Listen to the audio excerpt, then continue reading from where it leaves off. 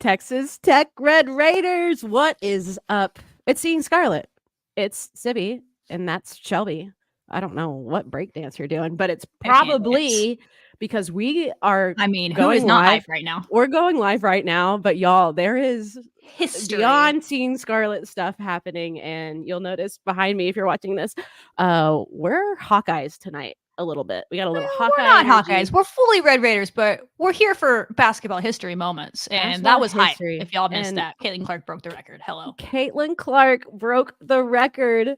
And she's chasing. I mean, how many points? I mean, the girl's in fuego right now. She has 26 points, 6 assists, and a rebound. And we have 6 minutes left in the first half.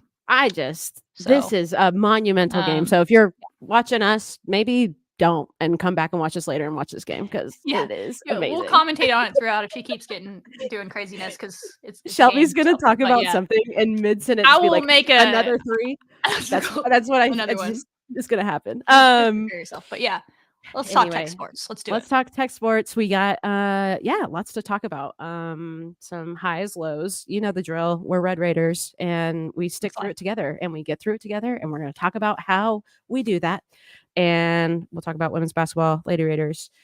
Tough losses. Couple weeks. Really, really trying to look forward to turning some things around as we approach another competitive game. Wow, match game, all of that thing against Baylor. And then some exciting news with Sam Courtwright with soccer. If y'all were around us with soccer this season, you will know how important Sam Courtwright has been for their team, for their success. And she's got a really cool thing coming up that usually leads to another really cool thing. And that's your cliffhanger. Men's basketball doing the damn thing, taking down Kansas. The Grant hustling into the stands. Like, I thought that man was about to go, what do you call it? Oh my gosh, when you're at a concert and crowd surf. I thought that man was about to go crowd surf. He was like mosh pitting it with them. I'm like, that's my guy. So the vibes are good there. That's exciting. And then we'll talk about softball. They went to Florida, as y'all know, because you watch this episode every week.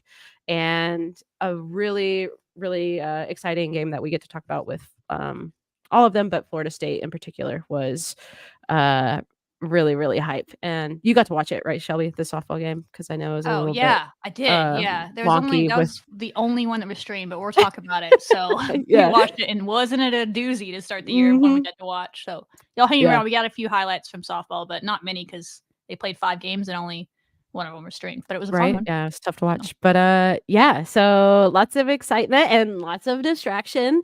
And I will be distracted this episode. I apologize, but I'm here for you guys. As we should be. You know, as like we like sports. This is a big basketball. I can't help it. People are passionate about things.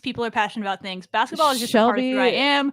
It was a big part of my formative years. I can't help but love basketball. So this is a fun night for that. And I am enjoying it, but I'm here to talk about Texas Tech sports as promised. Yes. Always. Till she is promised. I make sure every week. So yeah, let's dive right on in. Right on in, Lady Raiders. 2 losses since the last time that we spoke to y'all. A loss against UCF 69-64, and then OSU 50-60, and on Valentine's Day yesterday. It feels like it was a long time ago, but that's me being sad. But we got good things to look forward to, and holding on to that hope. But let's break it down. Where do you want to start? I mean, let's start with the obvious, guys. They're up against it at this point. That is what it is.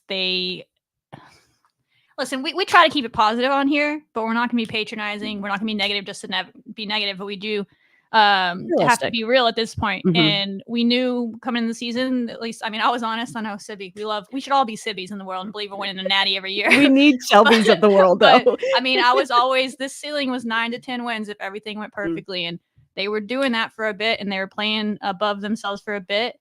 And something happened. You know, you go on BYU, confidence was shaking a little bit, vibes are a little off, just working through it with a young team, trying to figure out how to win on the road. And then injuries happened, and this team could not afford more injuries. You're seeing that happen. Doesn't mean the season's over. They got 5 games left. They got to put their heads down, get better, fight through it. You know, just prove, play Lady Raider basketball through everything that they can. and get what they can moving forward and get better. Maybe they can go pull off an upset that no one's going to believe that they're going to be able to do. We'll talk about some really tough ones ahead this week. It's not over, but they are up against it, and that's just the truth. So I'm not going to sit here and put unfair expectations on a team that's now down 5 people since the beginning of the year that they had. Hopefully they get some of those back this weekend. I'm really bummed for Jordan Merritt that is seemingly won't be able to play this weekend. We hope she can maybe. The game is on Sunday, but I thought, when Jordan gets to play in her more natural position against non-players that aren't 4 inches taller than her, she's been doing graciously at the 5. She's really good, and she's had fun games, and now that would have been a chance against Baylor, who is not necessarily that big on the inside. So yeah, it's a bummer. It's a bummer. Sean has a question in here. If they advance to the Elite 8 or better, oh, absolutely. That would be a massive success for this year. They're going to need to get healthy to even do that, though. Yeah. They can certainly do it. They need to probably win a couple more games here. And do something, at least one in the Big 12 tournament, perhaps. But yeah, if they make the Elite 8 in the WNT, that's a success for a team that is without 2 starters, now 3 starters. It sucks. That's just where they're at. But they got to keep getting better. And we're going to talk about the basketball games. We're going to talk about things. I still think they could have won that UCF game. I think they probably agree with they should have won that UCF game. OSU, when you lose Merritt as well, was like, okay, we're going to have to shoot really well and make it happen. But there's certainly things that they can improve on, but that's kind of where I'm at with it. If you have some thoughts, and then we can go into the games and talk from there, but just stick with them. Yeah. Life is hard. Sports suck sometimes and injuries happen. Yeah. That's what the Lady Raiders are. And that's kind of what we're at right now. I know. I think what I've learned through the season and watching the Lady Raiders is we of course want them to win. And to me, I was checking in with myself. I was like, is it all that I'm caring about is if they win or not? And I'm saying no, because it's not. But we are seeing growth, and they are learning something. All of them as individuals, all of them as a team, they're learning something. Is it the tough lessons? Yeah, probably. Yeah. Life lessons are being had. Life is going on, whether or not we're winning or losing the basketball game. So I think that's been a little recenter. And I heard from Coach Gerlich in her press conference talking about that too, of they're learning and they're growing. And we've talked about that in terms of, how many years in school they're in, but a lot of life lessons that are happening in adversity. And so I have changed my outlook a little bit of no matter what's happening at the rest of the season and however it goes.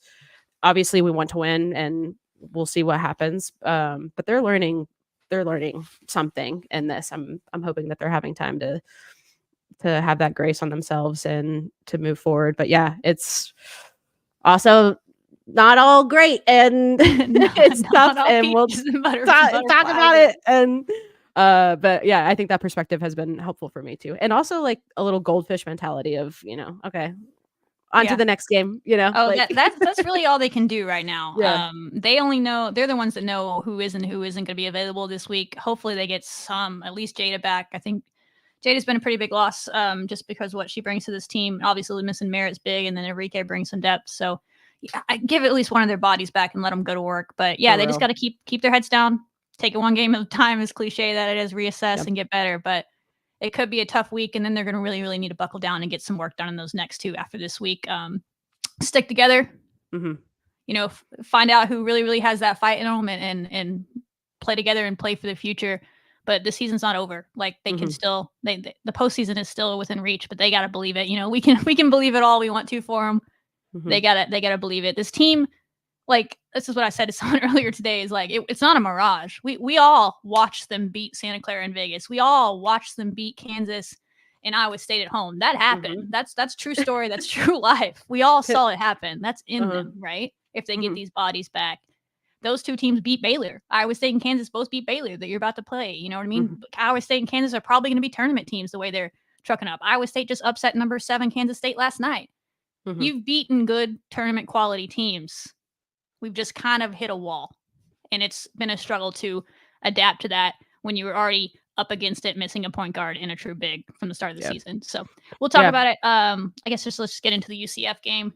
Yeah, that one, to me, there was the turnovers. That's all I have to say on that one, is the turnovers that first quarter. the first quarter in general is something that we got to figure out. Yeah. I think we have 4 or 5 games in Big 12 play where we have like under 10 points. That one we might have had over 10 points, but we still were 9. outscored quite a bit. First quarter. Yeah. 9. It was tough, these back-to-back games.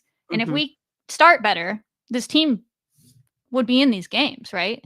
It's like they're having to fight so hard and expend so much energy to come back that it's when one break goes against them in the fourth quarter or they miss a couple shots in a row, then all of a sudden it's back to a 10-point lead. And you're like, oh, all that work for no reason. Like it's demoralizing for this team. If they just start better, it sounds easy and they have to be working on it. But if they just start better, then it's just an even game throughout the game. And that's how they beat Kansas. That's how they beat Iowa State. It was a back and forth battle. And even the closest one they came back in was TCU. And even that TCU came back and we were able to stay back and keep going. So that's the big thing is these first quarters got to stop. That was the most upsetting thing about the UCF game is I'm trying to give them a lot of grace now, knowing what we know now that Jordan Merritt got dinged up in that game as well and fought through it. But there were so many turnovers in that game. And it was tough. I thought Bailey grew up in that game as a leader and it was great. She had a great game. Yeah. One thing I'll say is that first quarter is where you need your point guard, your leader, someone on the team to say, nah. I think we had like 5 or 6 turnovers in a row, and I'm sure she had some of those, but after the second one, dang sure after the third one, I don't care if it's in the game plan to push it. I don't care if that was the plan to beat UCF down the floor. I don't care if you see your teammate and you think they're down there. You get the ball and say, everybody go. Everybody walk up the court. Get out of here. Down, calm down. That's the one thing I thought that just the one ding on that side of thing that she's going to get better at is that's what we miss on this team is that veteran leader that would have said, guys, I'm a part of it too. I've made some turnovers too. Everybody calm the F down, go down there. Let's run a play. I don't care if we miss the shot. We're just going to run offense. And if we did that after the third turnover in that quarter, I think we win that game. We just needed to settle in because I thought Bailey later in the game did a great job of keeping them focused in that third quarter where it looked like there were some looks on some faces in that third quarter that it looked like some of those road games where they were about to not quit, but they looked like they thought it was about to get out of hand. Like it was everything was going against them. Yeah. And Bailey made that play to start the fourth quarter. They and one, got him back in it. Then Jazzy stepped up and made that little jumper at the free throw line. Them two, I thought, spurred the comeback. They attacked the moment, if you will. And not enough other people did that. But she kept us in it late. If someone had did that in the first quarter, it's a different game. So that's the only ding I have on it. But overall, you saw something different. I think I texted you like 30 seconds into that game before she even scored. And I was like, something different about Bailey today. Like, watch her. Like, she's talking to her teammates. She's leading them in a different way. Yeah. That was early in the game. And you saw it. And I think her and Jazzy have that in them. And if we get nothing else from the rest of the season, I would love to see Jazzy and Bailey take hold and ownership of this team. Yeah. That's no disrespect to other people on the team, but I think it's pretty clear that's who we're building around. And that's who's going to be able to turn the corner for this program, right? So I would love to see more of that. So that's kind of what it was, is we don't attack the moments very well as this group. We're a little tentative a lot, as we'll talk about in the next game. And I would just like to see them play with more aggression, play with more poise, but have that person that's like, hey, calm down. Let's just go get a good shot here. I think would fix a lot of those issues. And the turnovers were much better in OSU, but we'll talk about why, which there's always a reaction to that hurt it. So, but that's where I was with UCF without getting too much more into it. I was real fired up after that game. I'm not going to be lie, but I'm trying to not be because of what they're going through. But I thought there were some moments late in that they fought like hell to get back in that. And if they attacked them a little bit more, they could have won it. But that's basketball. So I know. Yeah. Like listen to this if y'all didn't watch it or you're like catching up a little bit. Like UCF outscored us 21-9 first quarter. So like, tell me what you're putting about. Yourself up against it. Like that's got it. Tough. I have ideas, but like I don't know enough to know what they do. I've never even watched them warm up. Like I've never paid attention to how they're warming up. Like I know they're trying stuff, but that's got to we got to figure that out. Yeah, you got to you got to tie your laces. The other way. I one time when I was in high school, we listen. Obviously, way different levels. I'm not comparing, but we had this coach when I was still playing high school basketball, and we were starting slow, and he was so pissed off that we started every practice the rest of the season with like, I'm talking like knock down, drag out, scrimmaging for 5 minutes, like death matches. Like we stepped on the court, stretched, and it was like you were playing basketball the moment you stepped on the court. And that helped. And I'm sure they're trying stuff like that. A lot of it's mental, physical, I don't know. But if they fix that, I think that fixes a lot of their problems, because it's a continual theme. They get behind and they're fighting. Fighting's not a problem, but they're getting tired, and now they're short benched as well. So it feels those first like quarters are brutal. A lot of too little, too late, and in a lot of ways. And I, with the second quarter, see a little bit of kickback, 17-11, Texas Tech on top of that. So back and forth, and then that fourth quarter outscoring UCF 25-16, like where we saw like, okay, you can make this happen, and falling short. But I think too, I'm looking at the box score. Bailey Maupin scoring 24 points, 3 steals, 4 assists, 2 rebounds. Like great. And then Jasmine Shaver's not too close or not too far behind, 13 points. And we talk about it, and you always make the joke too of like, when they both are cooking, it's like great for us. And why can't we have nice things and have them cook together all the time? So it's helpful to have them both cranking it out. But obviously, I think that's another element of like not having Jordan Merritt really hurts us on Wednesday when we get to that game. But not having a third person is what is going to make that kind of impossible for them both to go off on the same night, because you see it in the Oklahoma State game. You saw it on Saturday. In the Saturday game, it seemed pretty clear that because Jazzy had been kind of carrying us offensively, she had like 20-point game, and our last 2 even losing, they were more keyed on Jazzy. So that gave Bailey just a slight bit more space, right? All Bailey needs is a slight bit of more space to get her shot off, and she makes it. Conversely, against OSU was very much keyed on Bailey. It was all up in her space, and that gives Jazzy slightly more space. All either of them need is slightly more space because they're buckets. And so when you don't have a Jordan Merritt to be the third, teams don't have to prepare for anybody else. I mean, we'll just skip to the OSU game, but all OSU was doing was saying, anybody but Jazzy or Bailey, y'all can get your shots, but you're going to have to work like hell to get them. You have to run off screens. You're going to have to make plays in the lane. And Jazzy did that because she's good in that type of environment. And Bailey had some other stuff going on that we'll talk about at the end of this, so I'll give her some grace. But obviously, she didn't make a field goal, and they were up in her space. She was sped up and just missed some shots but she didn't have a lot of space in that game. They were keyed on her and Jazzy in a lot of ways, and we're trying to let our role players do it, and we got good looks. We just didn't make them. So I think what you're saying, I want them to be good at the same time. I mean, they're always good, but I want them to, to go off at the same time. But it is going to be kind of normal in the future that way, is teams are going to pick, okay, we got a key on one. They're both going to get attention, but one's got to get more than the other. Right. You got a game plan for one more than the other, so that's going to give the other one a little more space. So it's natural that this is happening this way. Gotcha. But if we can get them a consistent third scorer, you hope that was going to be Merritt this year, and during Big 12 play, it has been Merritt, and now she's hurt. She's been averaging double figures, and that's been helpful for them. But maybe like next year you have that freshman. I don't know if supposedly she's a crazy scorer. Like, you need someone else to be a threat that spaces the floor and gives them more looks. So that's kind of what that is to me. Is it's like, it's people know who our scorers are. We have the 2 best scoring sophomores in the conference. That's facts. So they're keen on them, and it's tough. But we definitely need our stars to be stars the rest of the year to make something of this and figure it out. But it's tough.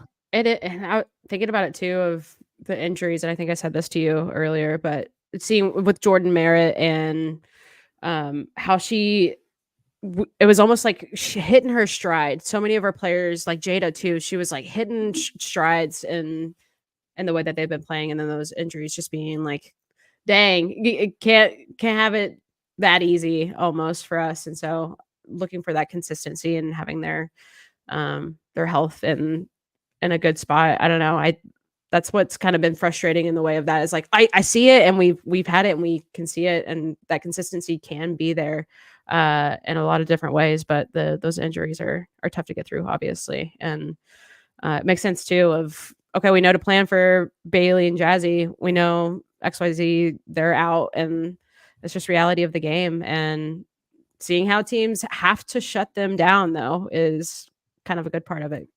And I think it's tough. It's good to have players like that now. Like, it's a step in the right direction. We all want to be better, faster, but we haven't had like that type of young talent in a while. You know, we've been bringing in as transfers with Vivian and then Bree. And when you do that, you only have them for a bit, and you have no one around them. And so now we're trying to build it young, and it just takes time. They need more bodies and people that can spread the floor for them. We have a lot of solid role players, I think, and that's not a shot at the other players, but those two have star capabilities in them. Those two have first team all Big 12 capabilities in them. I think maybe Jordan next year when she's playing in her natural position, perhaps as a senior, I think we've seen glimpses of that, could be in that realm for us. Totally. But this year she's been up against it, just playing against people 4 inches taller than her. But they need, they just need a little bit more help. But they had enough role players that we were able to overcome it this year because we could wear people down. And other teams might have 4 or 5 stars out there or whatever, but we could wear them down and play team basketball. When you take the team out of that, we're just trying to play basketball with less people, and it's just they're up against it right now. So that's where we're at with it, to be honest. I thought OSU, to keep it brief, I mean, you look at the stats, we only had 10 turnovers. The talking point is if we play clean basketball, we play good basketball. We play clean basketball, and we still couldn't get it done because we couldn't make our shots. I attribute that a lot to the lack of chemistry. I think people underestimate how much chemistry matters in basketball, especially at this level. And that OSU was short people as well, but OSU's been short people since December. I mean, we've talked about that on the show forever, that I have respect for them for just not forfeiting games like others have done. They've been playing with 7 or 6 people all season, right? And they just keep playing through it.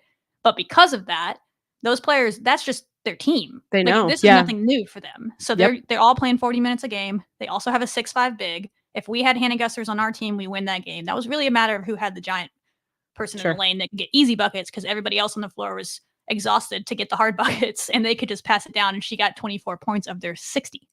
She almost had half their points. Yeah, that's a good point.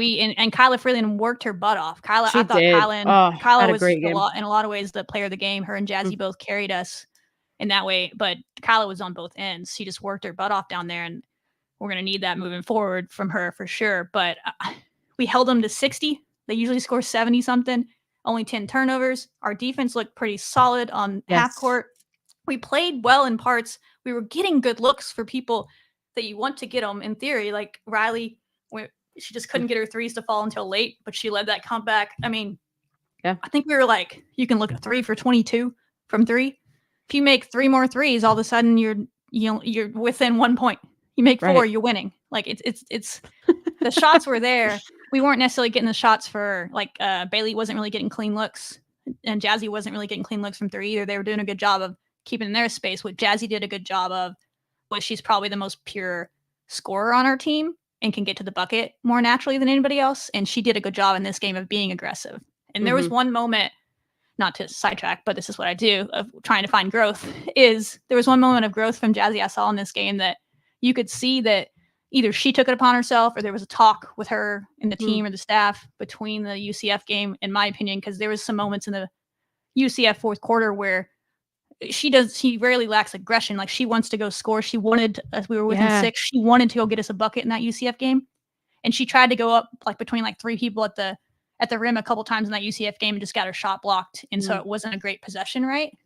In this OSU game, she started that quarter with an and 1. I think the next possession, she attacks the basket to go again and does a kind of a similar thing where she goes up against 3 people, but she's able to at least knock the ball off of Oklahoma State out of bounds. After their dead ball, she turns immediately to her teammates, is like, my bad, and turns to the I did notice that. I was like, it's like, that's how I took it. And I was like, sign of growth. Like, she's getting it. And that's that leadership you see. I think she's just more subtle about it, which is fine. You need both. You need both types of leaders. So I like that from Jazzy. I thought she stepped up. She's been our most consistent scorer all year, to be honest, because she's playing in her natural spot. But when I see signs of growth, it gets me happy with those sophomores. I just hate it that they don't have more help around them, especially down low right now with the injuries. So it's a tough task. But they only lose by 10. You absolutely could have won that one as well. I wasn't as frustrated about this one just because, I mean, what do you want them to do? They're down their third starter now. Like, what do you want them to do? So they tried, and it just was a tough night for Bailey and Logan scoring wise, and we got good nights from Kyla, and Riley had a pretty solid night, and you just needed one or the other just to get some shots to fall, and we could have won that. But that's kind of in the season, is like, this happens, that happens, we win. Yep. So it's just where they are again. And then OSU is the same thing. Have a better first quarter, you win that game. That's really, if they can fix one thing in the rest of the year, if they can find a way to fix that, which it's a tough time to do it with 2 Foamans ahead. I feel like if you could get this team to play better in the first and keep it closer, they would feel more confident and they wouldn't feel like they're having to like scratch and claw their way Crawl out of back, a hole that they dug themselves and have a chance. But that's obviously easier said than done. So like I don't have the experience to tell you what the fix is on that. I'm sure they're working on it. It could be mental, it could be all sorts of things. So that's probably the easiest fix. Someone's asking that on Facebook right now. That's why I said that. Like how do they, because we were talking about that earlier. And someone said, well, how do you fix the first quarter? I don't, what I said earlier, that's the closest experience I can give you. I've never coached. I played the game. And that was all the way back to my high school days. Was the only time I was ever on a team that really struggled in that way. And that's like, we showed up at practice that day and for the rest of the year, we were freaking 5-minute hardcore scrimmages from the jump. Like you warmed up to be safe and healthy, but it was the first 5 minutes. I don't even know if that stuff's allowed. And I don't even like nowadays they have so many weird rules. So I don't know, but that's the only experience I have in that. And I'm sure they've tried everything that they can. So if they got to figure that out, you got to come. You can't play more aggressive. They looked really passive in the Oklahoma State first half on offense, and we got to attack the moment better if they want to have a chance to pull some upsets this week. Yeah. More of that energy. And we saw glimpses of it, especially, kind of getting closer in the fourth quarter, second half. But great game from Kyla. She had 13 rebounds, 10 best points. Game of the year, in my opinion. Yeah. I think was that her new career high for rebounds, I think. Was it? 13. I think she's had something or close, tied. Probably. It was good. 13 rebounds is solid considering she was playing 4 inches. Regardless. 5 inches taller than her. She looked great, and I love that energy. I love seeing that moment that you talked about with Jazzy, of like having some of that like accountability, like mommy. Riley did. It's always fun watching her hit those threes. That's what she's good at, and we need more people to play like Riley. I think Jazzy and Riley both probably have that true like shooter's mindset where they can miss 5 in a row and they don't give a shit. Like they think they're like convinced that number 6 is going in. And I just had to get through those from our actual shooters. Like obviously you don't want people having that mindset that aren't capable, but there's people on this team that are good shooters, and you want all of them to have that mindset. Like forget about your percentages. If you have the green light, keep shooting. Shooters shoot. So that's Riley, because she started that game 0 for as well, and then she got hot late and gave us a chance. And that's why you like watching Riley. She believes everything's going in because it all looks like it is. And Jazzy has that about her too. And we kind of need more people to have that type of like, I'll take it. Yeah, that first quarter sucked or whatever. That first 2 minutes sucked, but watch this. I'm gonna can them in the fourth quarter. I got you. We kind of need that mojo. That's kind of what we're missing on this team. Like Bree Scott believed she didn't. Oh my! She believed she was gonna go off in every quarter. Bryn Gerlich, she don't care how she was gonna miss. She was gonna make it from the logo next time down. Like that's the stuff that I think that's that's what I have to believe is that's a youth thing. Yeah. I'd love to ask Bree Scott that. When did you get that? When did it click in the college level? Yeah. Because I have to believe that it's an experience thing to be able to recognize the moment. And once they're able to recognize the moment, they can attack it better. Right now, our young ones are supremely talented, but they don't always attack the moment the way that you would like and the way you're watching it. And once they can do that, I think we'll turn the corner. Yeah, with the team, but that's going to have to happen this year and next year. We're going to need people, and maybe Jazzy Jackson will help with that as a senior. But we need someone that can attack the moment in that way. And you see spurts of it. Don't get me wrong. Yeah. And Riley McKinney, always out there shooting. So you just need more of that from our shooters. I mean, at this point, nothing to lose. We'll talk about those games in a minute. I know we have a note in here that you're going to talk about last night's cause before we get into that. But it was the pink night or pink game. A really interesting story, and like Groover, Texas is just like showed out a heart. Yeah, like the whole Valentine's Day, it was all about like heart and love, and I think that's what we'll continue to practice with. Talking about this team is how much we love them, and this was another great reason. And they honored, and I read the story, and it sounds like the connection was we had an OSU player that is also from Groover, Texas. And so this being the pink game, they celebrated Cameron Arms. She was honored. She was set to play ball in college, but she found out she was diagnosed with cancer. And so that Groover connection and that Groover community showed up to this basketball game. Impressive. And that was, to see that support and to have so many people from this small town, Texas, I think that's just such a perfect symbol of Texas Tech, of this program, is like that small town West Texas, like you show up for your people, and even if they're not in a Texas Tech uniform, it was just really beautiful to see that support for their friend. And so like emotions all over the board with that game, right? And then on top of everything else that's happening with this program, we have it in the title of like adversity, and that's so true. And we're never going to know the full picture, but what we do know is like the support and the fighting on. Like Shelby, I like that you've been saying that a lot, and like we fight on, and all they can do at this point. Yeah, I think that's a perfect message for, with Cameron and her fight, and with this program. So I think it was really beautiful to see that, and that love during that game, and looking forward to seeing them continue to fight on in every way, right? Like adversity is all over, and so makes coach's job a lot more complex. But I think she's also been really profound in the way that she's talking about this team of like, I know where we're having challenges, and here's how we're going to continue to be better every time, and learn from what's going on. So yeah, I think that was a great support, as it is. We typically, I think, do that every year, some type of the cancer game was not new. It was just the addition of the arms. Yeah.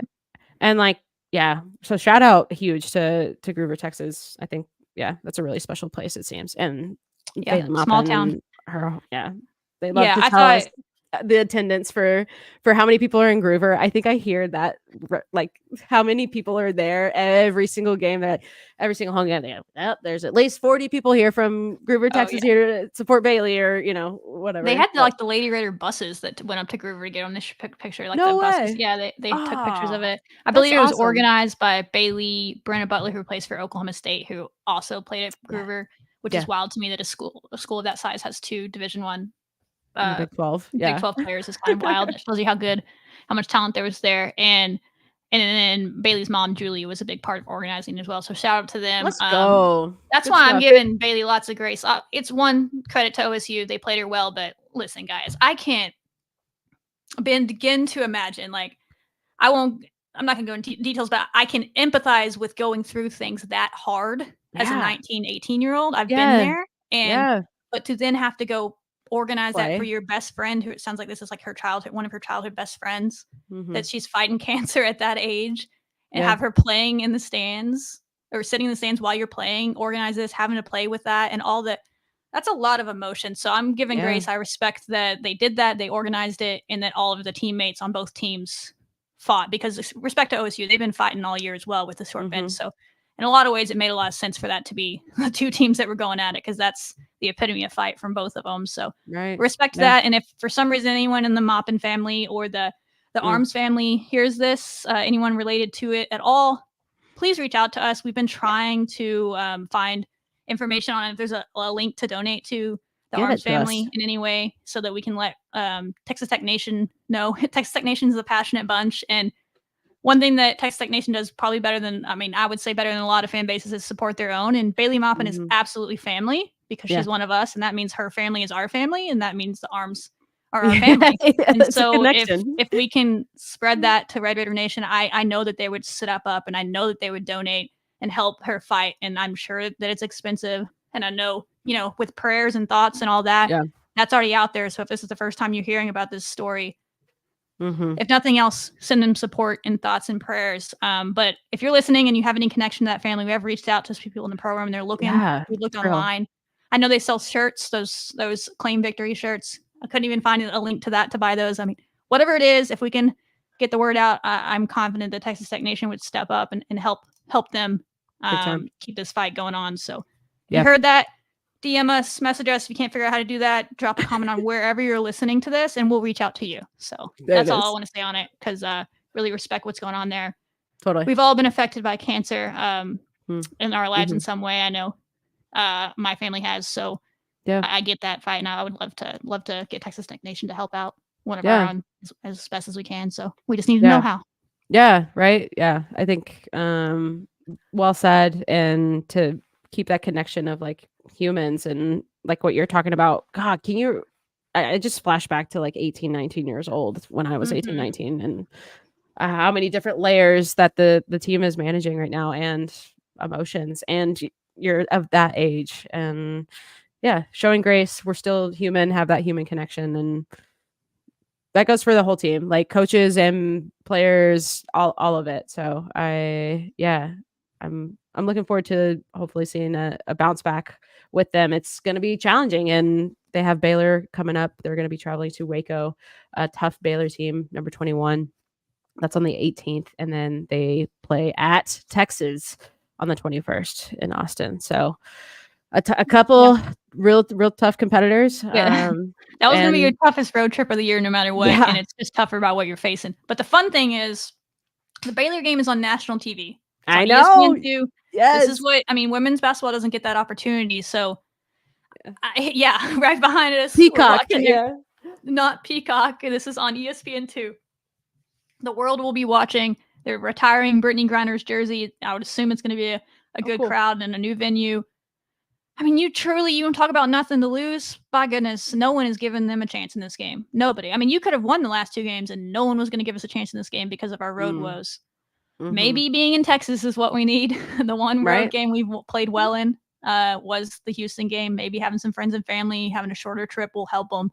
Good point, I think they need to get some bodies back. But there are some ways we could match up well with Baylor if we had our full team. But never say never. Any team that has Bailey Maupin and Jazzy Shavers on it, I'm going to believe if they both can get it going, that you have a chance, right? You have Riley McKinney shooting threes. You get her hot, you're going to have a chance. You need people to play to their capabilities, and your star. Everyone needs to play to their capabilities, and then you have some role players step up. That's how you upset people. So we are going to need both Bailey and Jazzy to do what they can, whether it's rebounding, assists, scoring. They need to show up the best they can, and then they need to get help. And Kyla needs to play the way she absolutely played the other night. Oh my gosh, that gives her confidence. But Baylor doesn't have a giant big like OSU does. That's the one thing you hope. Yes. Baylor has elite guards. They have all-American guards, and that's kind of how they play. If they're hitting shots, they're hard to beat. But I will probably play some zone. I think we'll play some zone against both those teams that we're playing UT as well, and hope for the best there. But yeah, I think you just need to fight. My goal for this upcoming road trip was going to be the same, to be honest. If we had won the games as it is now, I just don't want to take steps backwards. I feel like every time we've gone on the road this year, we've taken steps backwards. We tend to grow at home. This was a tough one at home recently, but we tend to grow at home and then we take step backwards. So I just want them to go on the road and get better. They're the best they can right now with the bodies they have and all the things they're going through. Cool. Just get better. Just see signs of growth. Play as a team. Come together. Block out the noise. And want it. And just play and fight. That's all I really want to see. And I've seen crazier things than a team with these players to upset a team. You're gonna be up against it. I'm not putting expectations on them. Just go play basketball and get better. Yeah. That's what I want. And then you need to come home and figure some things out against Cincinnati. But we'll talk about that then. But right now, show some stuff, hoop. Show who you are, go hoop on national TV and play fun basketball. Have fun again. I feel like we haven't looked like we've been having fun out there in a while. So that's what I want. I know it's hard right now with all the stuff they're dealing with, but you want us to have fun, Shelby? How dare you? Damn, that's going to be. I mean, Baylor's throwing a whole flipping party thinking you ain't got a chance. Yo, show up. A little bit. Come Maybe through. Ruin the party a little bit. That's all I'm saying. They picked it for a reason. They picked you. Go ruin their party and do it on national TV. Nothing else to say besides that. Yeah, like where do I sign up? So yeah, that game 18th on the 18th at 3 p.m. Really exciting, and then Texas 21st. I don't have the time for that game, but that would be on a weekday night, so I'm sure it's at night, 6 or 7. That's gonna be tough. We saw how much more physical they were than us at home. If we're down bodies again, I expect we didn't try to zone them at all the first time because we were still trying to do, which I appreciate. We were trying to play like that, the press and what we were doing well, and we were full team. But teams that have at least stayed in the game with them have tended to zone them up and hope that they miss threes. Because Madison Booker is a phenom freshman, but the one thing she doesn't do well is shoot threes. She'll probably drop 20 against us because that's the way. But that's what teams have been kind of combating that with is they're like, okay, because it's not just us. Like nobody has someone that can guard a 6'3" point guard freshman, basically. So what she's playing a point forward. That's an unusual thing to have in addition to their other players in their size. And they have good shooters. So it's not as easy as like last year we zoned them up to win really, but they didn't have as many good shooters, right? You zoned them because you were trying to avoid Rory Harmon just weaving through you like crazy, like she does to everyone. Yeah. She's out hurt, right? And they have good shooters, but it's the Madison Booker element. So people have been doing that, but we'll see. I don't know. I can't really tell you a game plan or ideas because I have no idea who's available. Like we tried to do that last week and we're like, yeah, well, if we have Alina and Jada back, we can do these things. And then they didn't play and you're like, well, okay, well, never mind. And so it's hard to know. I know Coach said that Alina and Jada are game time decisions.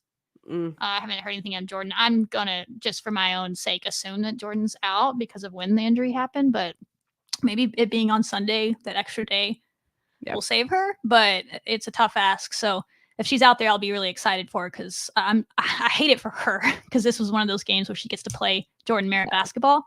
And if she's not available, I hate it for her. But we'll see. Just go out there, and then Texas is gonna. Yeah, like I said, Texas is kind of just. The matchup is tough, but don't quit. That's all I ask. Please don't quit. Fire. You don't want to. Let's put it this way. You know what? You remember after the Texas game at home, the talking points in that press conference. You don't want to be in the press conference saying the same stuff. Like should have played harder in the first half. We would have been in it. Didn't play our basketball in the first half. Would have been in it. That was kind of the talking points from that game. Yep. After that game, you just don't want to say stuff like that. Right. You want to say, yeah, we played our basketball. We just came up short. Like that's what you want to be saying after that game. Yeah, that's my hope. Just don't take steps back. Is the hope for us to get better and grow as a group and get tighter as a group and just try to fight through it. I feel for him. I do. I don't really have anything groundbreaking to say other than injuries suck. Yeah, for real. It's really, really tough road ahead. But we hoping to see that fight like you're talking about and looking forward to it. So that's, I think, what we have on women's basketball. Is there a Caitlin Clark check-in? It's on commercial for me. It's commercial. How many points you got? I'm not sure. We'll check when she got over 30. She had 28 she had 28 at half. So I don't know how much she scored in this third quarter, but all right, cool. She cooled off a little bit. Cooled off. Yeah. Drops 30. She's cooled off. Smooth 50. Tough game for Caitlin Clark. They must have like a camera on her the entire time. They just have one person and they're like, hey, camera person, the only job you have is like Caitlin Clark. So. No, some channel did that the other day. They were on Fox or something, and Fox had a stream. A Caitlin cam? They had a Caitlin cam. You could watch it online. It was just following Caitlin. Okay. But I don't think that was Peacock. So that's happened already. So women's basketball. I hope she gets some money for that. I can think probably not. I can think someone that lives in Lubbock, little number one player in the country, number 2025, a little Leah Chavez, so they could have a Leah cam. She stayed in Lubbock. I bet we can figure that out for her. I bet we can figure that out for you. We'll figure it out. If that's what you want, we'll figure it out. Caitlin's all we're saying. Look what she's doing. Let's do this here. Why would you want to leave? All your friends and family. Okay, I'm gonna stop. Oh my gosh. Other exciting things happening in Texas sports. Soccer. You get to talk about soccer, Sibby. No, I love soccer. I'm like sitting here looking at Super Sam. Sam Courtwright is a Big 12 freshman of the year, y'all. Midfielder who has the most creative, crafty footwork that we've seen in a long time. Stellar TikTok account. I'm sorry, that's like all highlights. What is happening right now with Sam Courtwright is awesome. So she went to training camp for the youth national team who back in January, and that's joining the company of Kylie Barr and Macy Blackburn. They've gone to training camps. Yeah, so like those three names, say less, okay? Those like amazing. So Sam is taking the next step with that national team, and she's been named on the roster along incredible talent, and she's the only midfielder that isn't assigned to a professional team. She's got that Texas Tech underneath her name, so it's really cool to see that alongside of Orlando Pride, KC Current, all those different professional teams. So she'll be in Columbia in February 18th through the 28th. They have 2 matches, so there's potential for 2 matches for us to see Sam Courtwright and the red, white, and blue representing her country. It's gonna be streamed somewhere, oh my gosh! Oh yeah, we'll find it. And like this is where it starts. Like this is when we reflect back in however many years when Sam Courtwright's on the women's national team, we'll be like, damn, we saw it start. Yeah, I said this earlier, like I am absolutely not a soccer analyst. I just enjoy the game. And it was literally one game into that season last year, and I was like, yeah, this girl's a star. I don't know tactics. None of that. I'm not going to pretend like I played soccer at a level to know any tactics about the game, but it took me 10 minutes into that game to be like, oh, that one's good. That one's good. And you've just seen her grow, and it's really cool to see her get it. I mean, there's good and bad to it, but if she makes that roster, the World Cup for the U20 team is this upcoming year. It's at the end of August into the beginning of September. So she would miss some games for us, but that's a good reason to miss games. And I mean, tell me I won't roll myself down to Colombia. Tell me I won't to support. Seeing Scarlett. Seeing Scarlett gonna go do a live podcast in Colombia from the World Cup. Yeah, we're international, baby. Let's go. Sam's winning it. Tell us we won't.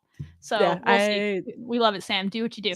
So exciting for her. And just as a reminder, she had 5 goals, 8 assists, helped Texas Tech lead get to the conference title, where we won the conference title. And among some professional players. So another kind of similar thing with the Lady Raiders, like she's learning some really cool stuff right now. So I'm super stoked for her and her achievement, and also to bring that back to Texas Tech and continue on a really fun career. If you want to watch somebody like have fun playing their game, Sam Courtwright is a great player to watch. She is so much fun to watch, and I hope she's having fun out there too. So, and speaking of Caitlin Clark, I always say, hopefully Sam takes this as a compliment, but Sibby knows this, but I always say that Sam has the capability to be the Caitlin Clark of college soccer if we promote her correctly. And we will, but hopefully the school will. She has that flashy style that if you don't watch soccer and that's you think you don't like it, go watch Sam Courtwright highlights. We have a few. Macy Blackburn's the same way, the way she plays, but Sam does those juggling moves and things that video game moves, and I think she pulled off like 2 rainbow flicks this year. Like that's just ridiculous.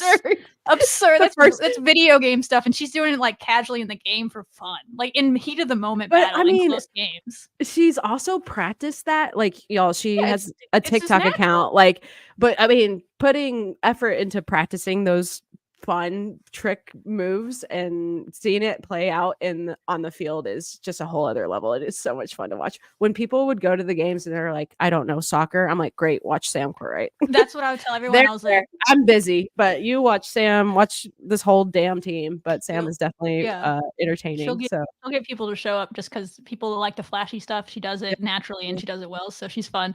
Also some soccer news that just hit. We got another English player has signed, our second one in school history, just after getting another one. I'm forgetting her name. I'm sorry. Look it up while I'm saying it. And then also that came out in that is someone that we've hypothesized on this show about like months ago. It was Peyton Aneen from SMU, who was by many people's standards, the best defender in the American Conference, who's a 5'10" center back from Plano, Texas, I believe. Have we heard of any 5'10" center back from Plano, Texas before? I don't know. Maybe Hannah Anderson was a 5'10". Ask Hannah. So I'm not saying she's going to 1-for-1 take that spot. I'm sure we have other people that are battling in camp, but we were excited about the possibility of that months ago. And so when we saw she was on campus and she's here, I was like, that was got me excited. And then also Charlotte Masters, previously Teeter, as y'all remember, when she was at Texas Tech for 5 years as a captain of that team as well. That's right. Is now back as an assistant coach. So fun things happening on the soccer front. They're moving. They're not dwelling on that success. They're not sitting in that. They're ready to do more next year. You can feel it. Yes. So Millie Elwood, is that who you're looking for? Right. Yeah, Millie. Like the most English name. Yeah, Millie. Come on, Shelby. Just guessed. It's like John Smith, American. Millie. That'll be the last time that we forget your name. So Millie, you're gonna be a star. Yeah, really cool. Really stoked for Charlotte too.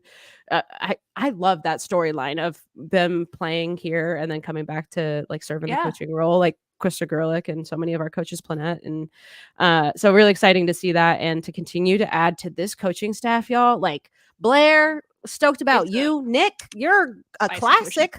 Tom Stone, hey bud, you're great. Come talk to us on the show sometime.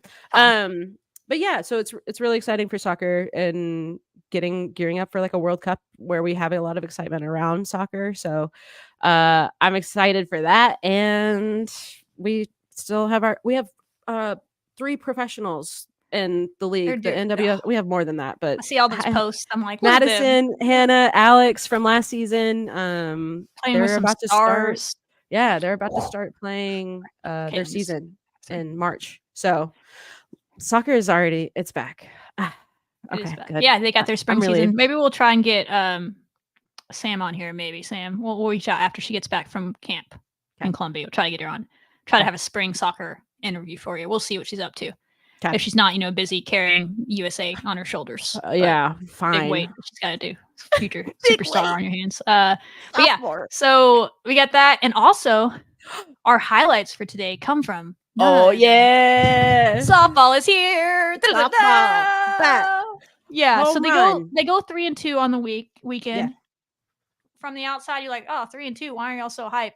It was the way in which they went 3-2, right? Yeah. It did come out before the season, right before the season started. Unfortunately, Sage Hoover is going to miss the year with a red shirt, some sort of medical red shirt, which is a bummer. But they have a lot of arms, and they're just going to piece it together. It's going to be a kind of committee approach. I don't know that these non-con tournaments favor us well in that style because we can't really do a committee approach. But expect them to figure that out now, and then as they get to conference, they're going to be able to go to more of that, like use a lot of arms in one game kind of thing, I would expect. So Maddie Wright, I think, is the quote unquote Maddie Wright. And then Maddie Krull, the 2 Maddies, right? Everyone's Maddie on this team, are kind of the leaders there, but we had a lot of people step up. Reigns had good games. Our pitching really wasn't the problem in either. Well, FSU just hits well. Yeah. But I think even our loss against Charlotte was like a 2-0 loss or something. And it was at 9 a.m. after playing the night before. I was about to say, FSU really gave us hey, we're playing you at noon, so you're going to play this other team the night before, and then you're going to get up at 9 a.m. and play this other team, and then you're going to play us because we don't want to get upset by you. They gave us that home cooking schedule, but we still almost beat them anyway. That's the one we could watch, so that's one we have highlights of.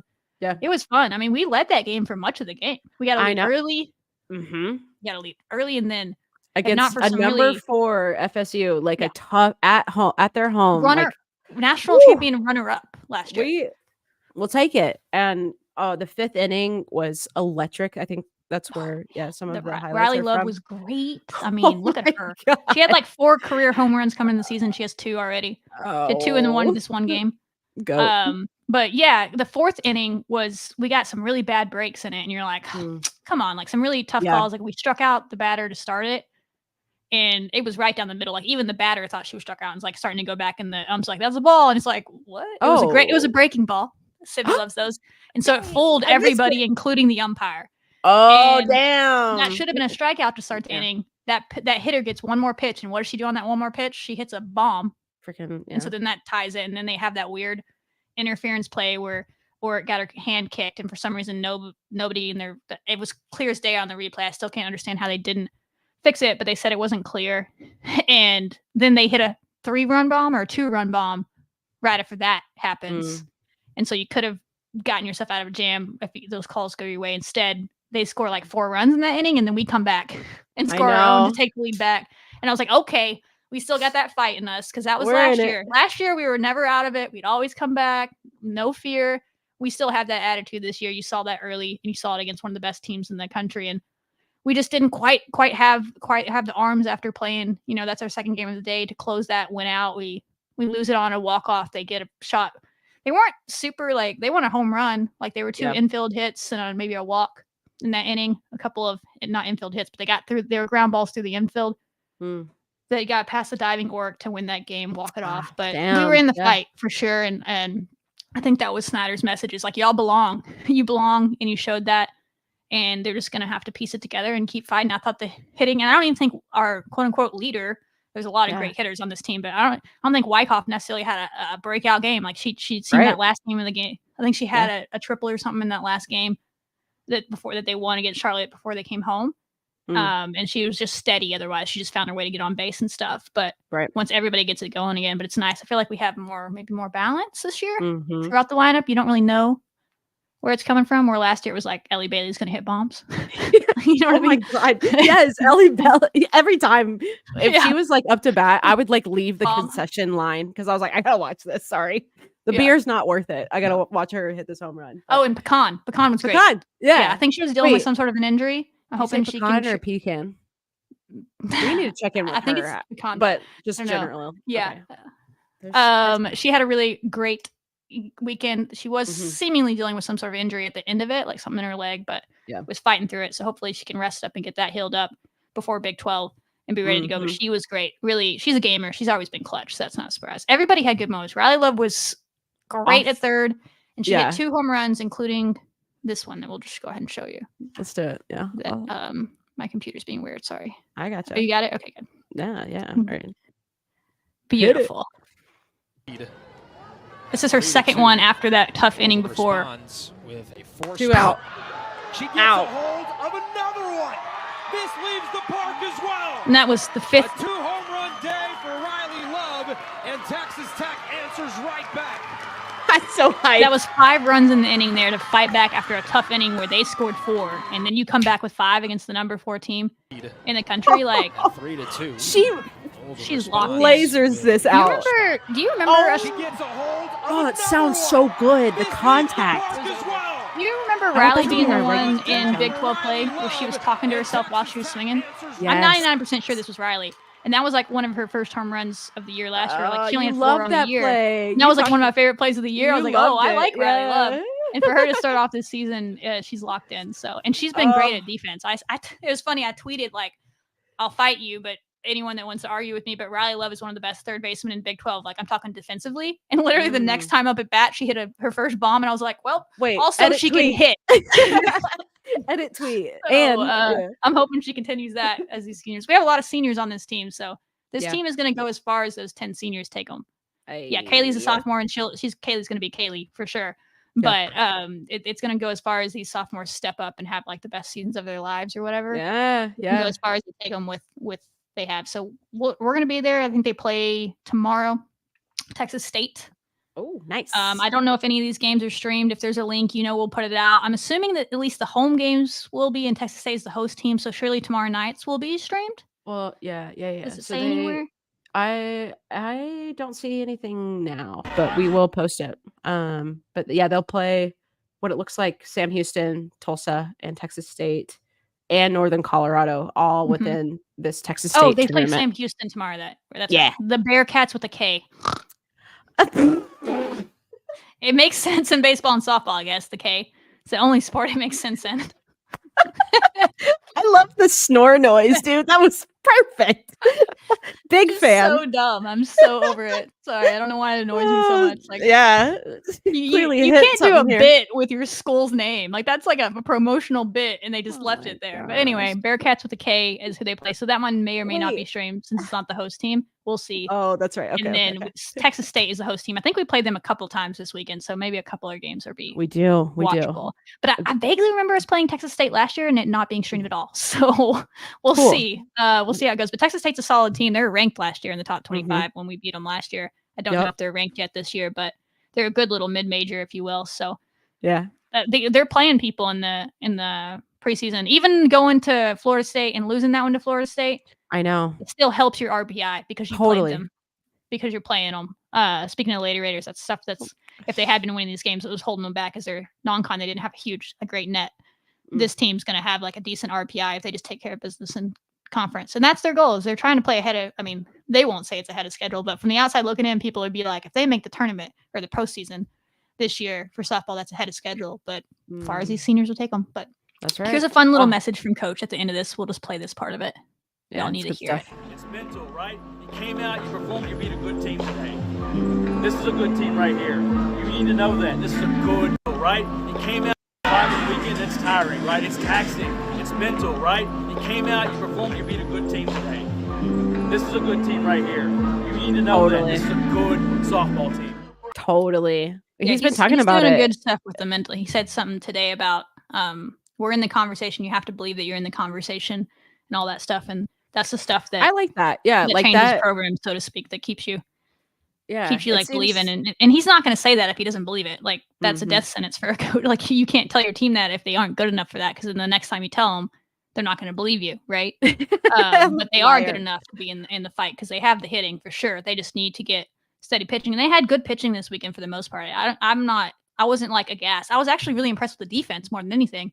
If we play defense like that, our pitching is going to be a lot better. Because last year, bless our pitchers, they would force the team into ground balls, and it just felt like 50% of the ground balls hit were turned into errors for us. But they were really solid this weekend, and if they play that way, that makes our pitchers immensely better because they don't have to worry about striking everybody out. They can just pitch to contact, do their job, and let the people behind them do their job. So that was probably in addition to some clutch moments. But our hitting, we had big games, and the others we won 2-0. We had won a game. We won a couple close games, and that was good to see because we did not win low scoring games last year. We was like 10 runs or nothing. Yeah. So give me there was cool things to take. I thought that was good to see. So I'm excited to keep watching them. We'll hype them up once they get to Big 12. We'll be much more active on them because all the games are available, and it'll mostly be just them playing by then too. So it's fun. I enjoyed doing yaw booms and all that the other day. Felt like old times. I was about to say, you're kicking off the dirt of the softball Twitter. I worked in baseball for 10 years, so the amount of tweets that I have in my bank for baseball and softball, the lexicon that's just stuck in there from 10 years of tweeting, and that I didn't get to use for a while. Now we're back at it. I think this year, this softball season, I want to just start creating my own wild language of different. No, that's different things. You think your boom is an actual word? I made that up. Just make up your words and go with it. Okay, I'm gonna work on that this season. That's what I'm gonna work at as a player. But I love that from Coach Snyder too. Because when we talked to him in that interview, if y'all haven't watched that, go watch it. It's a great interview. He's exactly what you expect, which is Kaylee's is out now as well. Kaylee, Sage, and we'll get more. But more to come. like being in the conversation, knowing that they've proven themselves in different ways and last season and already this year. So I love that tagline, or like whatever that's going to be, of we belong in the conversation. It's now we get to prove it, and this team does it in such a fun way, and it looks like they're having like fun too. It's softball, like that's part of it. And I'm really stoked to watch them play. So y'all get ready, because we got this Texas State tournament, a few other tournaments here and there, but it's fun. It's softball. They'll be back in Lubbock in March, I believe. So first time it does feel a while, but they wouldn't be. I'm all this snow. They would be playing it. Oh, that's true. Like we're living in Minnesota all of a sudden. Yeah. Awesome. But that's what we got. Love it. Yay, softball. I'm excited. Keep making it fun. They're a fun team. Shout out Ray from TCU. He's your biggest fan now. We converted our friend from the Horned Frogs into being a big fan, Texas Tech softball fan, since they don't have a softball team. So he's going to be hyping you up. He was excited. He was excited. He sent me a screenshot. Coach Snyder followed him the other day. Oh, no way. That's awesome. I was like, Snyder's the GOAT. You're going to like it. I'm sure the players will start interacting with you too. So if there's anyone listening from other teams that don't have softball and want to join the fun, get in. You're not going to have great. Texas Tech softball is, they're just because of the game, they're allowed to have more fun. Like it's just allowed to do the things that you can do. That would be technicals if all like across in basketball board, you had like a stick horse on the sidelines. You'd be getting technicals. Like y'all couldn't be on the bench. The vibes are just different. The things that are allowed are fun. So it's really a whole different world out there, and it's just a really, really fun sport to watch because it's so close and action stuff. So totally. That's where I'm at. What do we got next? Amazing. Yeah. Oh, I think also fun to watch. Your girl loves basketball. Men's basketball doing the dang thing this week. My God. They got their bodies back. They got some health. Got those guys back from sickness. Apparently, even poor Grant McCaslin had like 103 fever that he's been coaching through. What? So that sounds horrible. That sickness was ripping through. That was all colleges everywhere. It was awful. That was rough. But they came back and they won a really gritty one.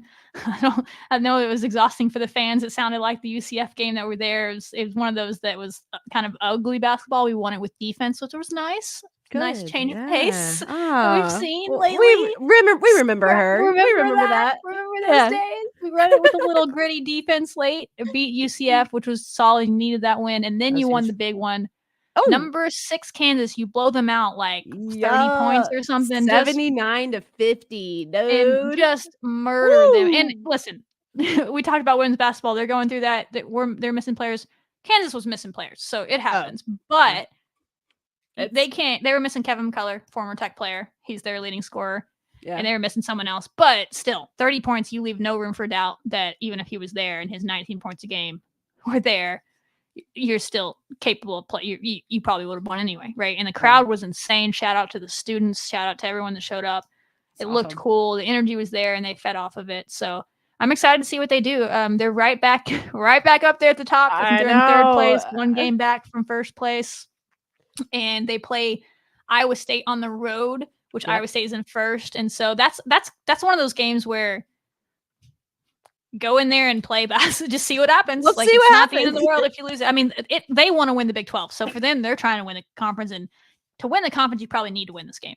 But just if we're, because they're at the top and you need to take them down a game and not let them get 2 games ahead. So from that standpoint, you probably need it. But if we're just talking about getting a good seed in the tournament and getting better, but hey, go in there as a tough place to play.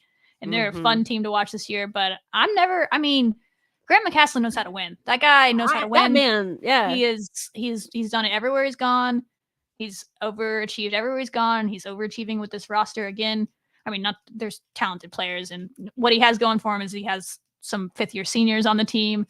Speaking of one of those, I saw a report today that Warren Washington, we all saw him leave that game in Kansas, which was the only bummer. We were up big, but he got tweaked up something down low, like his leg or his ankle. Yeah. So he's a game time decision. I kind of would just be like, don't play him. Yeah. Let him rest. Take a beat. Yeah, we've seen how we look without Warren Washington on the floor, and those 3-game losing streaks when he was sick and then missed a game. Yeah, altogether. We're not great defensively, especially. So he's one of those that if it's iffy, I know you want to win the Big 12, and that's a big game when it comes to that. But think more long term. Yeah, the NCAA tournament, make a run in that. That's more fun anyway. So that's where I'm with it. That's better. I don't know, but they'll make that decision. But I wouldn't want to push it. But it's hard. It's going to be hard to keep a 5th-year senior off the court if he is cleared. So I'm sure he'll be playing if he can. It's his last go around. So. So shout out to them. Fun. We'll be watching. Excited to see what they can do, and appreciate that they fought through a tough stretch there and didn't give up on things, even when some dramatic fans out there were. I know everybody else is like.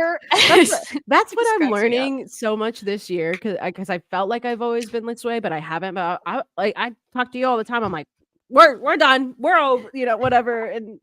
But I'm also like, we're not. But we just gotta roll with it, because we always get back to where we want to be. Yeah, especially in the Big 12. The women's side is definitely getting there too. It's, good gosh, you go look at the women's standings, but the men's standings are silly. Like they're gonna get like 10 they could get like 10 teams in the tournament or 11 teams out of 14. Like it's kind of stupid. Like there was a stat the other night. So Texas Tech beat Kansas at home, right? We were unranked, which was also stupid. We dropped out of the rankings that day, and then we murder the number 6 team in the country. That's Big 12 They're basketball. like, oh, whoops. But there's a stat that coming into that game, unranked teams in the Big 12 at home were 8-3 against top 10 ranked teams. That should be opposite. Now they're 9-3 because we won that too. Oh, I'm sure someone lost in between now and since that happened too. But a winning record at all, but that's way more than a winning record. That's like dominant stuff there. Yes. And it's just, that just shows you what the Big 12 is and how silly these basketball teams are and these programs are. And they just beat up on each other. So I'm excited for March to see how we do when we get out of conference and can play other people. Vibes are very, the energy is there. The vibes are right. So yeah, it will be interesting to see how Iowa State turns out. They play the 17th at 11 a.m. against number 10 Iowa State. And then they come back home against TCU on the 20th. So that's on Tuesday at 8 p.m. But yeah, it's a fun ride so far. And that upset with Kansas is huge. So yeah, we'll see what comes from it. Yeah. Amen. Let's go. And then wrap it up with track. We have a lot of sports going on. I know golf has been doing some tournaments. We talked about them last week. They were out in another one. I think they finished 6th. Women's golf. The men's team's ranked. Had a good start. Tennis is having some success on the individual side as well. It's all out there, guys. We'll keep hyping them all up. But the one that's eking up on postseason. They're technically in the postseason Right. in the indoor season now. Is they're prepping now for the Big 12 championships, which are next week in Lubbock. So get your tickets, go watch it, because we have 2 top 5 programs in the nation on this campus, y'all. I mean, everyone wants to talk about all these other sports and all these things. Track is just out there. Been here, winning. yeah. Out there dominating year to year. This They're year, bored even out more there. so. They got the men's team is number 1 in the country, and the women jumped from like 13 to 5 this past week. So they had a really good showing, and they're getting everyone out there. And now they can. What if they both go win the Big 12 at home? And it's gonna be tough. I think Texas is above them in the ranking, but still, never say never. And it's in Lubbock, you know. In Lubbock, home field, track advantage.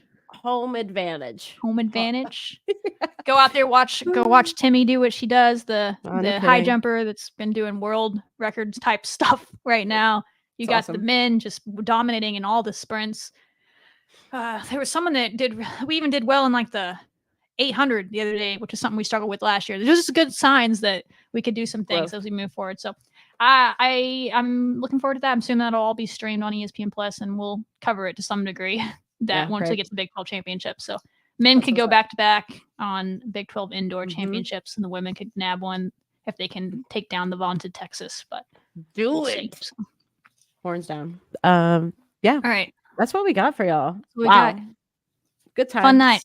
I'm over here watching. Caitlin Clark's still going. Game's in hand. She's about to win.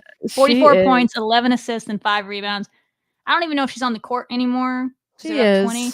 The only thing she has to go for here is it would be hype if she gets a triple-double in this record-breaking game as well. So she needs 5 more rebounds. She just needs her team to go over there and miss some shots so she can get some cheap ones. Caitlin Clark, get your 5 rebounds in the last 6 minutes. We'll go watch history, but it's been real, guys. Hang in there. Up and down ride. There's always a sport that's going hype, and there's always a sport that's going through it. So support them that needs support. Yeah, we're in this together. Love. That's sports for you. If you've learned nothing else as Texas Tech fans, you know it's highs and lows. We're used to this. We're built for life. We built for this. Hard times? I've seen hard times. Yeah. This is fine. You new here? Not us. Not us. Yeah. All right, guys. It's been Keep it up, Red Raiders. See y'all next time. Wreck 'em.